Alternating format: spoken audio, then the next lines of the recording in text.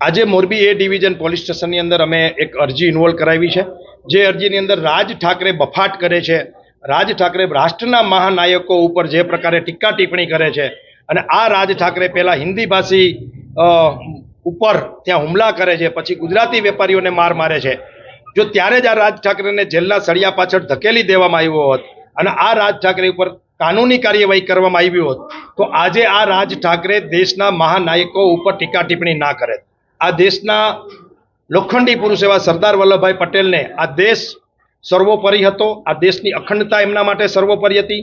એ પ્રાંતવાદ, ભાષાવાદથી ઉપર ઉઠીને, જ્ઞાતિ જાતિ ધર્મથી ઉપર ઉઠીને એ રાષ્ટ્રના નાયક હતા।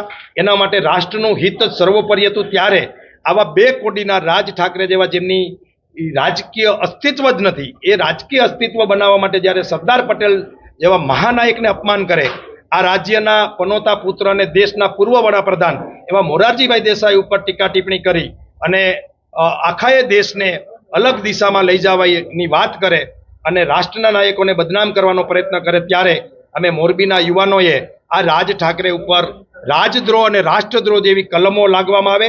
ગુજરાત સરકાર આ કાયદો અને વ્યવસ્થા બગડે નહીં એટલા માટે આ રાજ ઠાકરેને ગુજરાત પ્રવેશ બંધી કરવામાં આવે। સાથે સાથે રાજ ઠાકરે માફી માગે, નહીતર પછી કાનૂની કાર્યવાહી મોરબી એ ડિવિઝન પોલીસ સ્ટેશન કરે એવી અમારી માંગણી છે।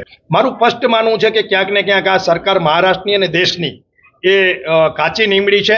એમણે યોગ્ય સમયે જો આ રાજ ઠાકરે જેવા બે કોડીના નેતા ઉપર કડો કાયદાનો કૈસો હોત અને એને જેલ ભેગો કર્યો હોત લીગલી રીતે, તો આજે આ રાજ ઠાકરેની હિંમત પણ ન હોત કે આ દેશના મહાનાયકો ઉપર ટીકા ટિપ્પણી કરે।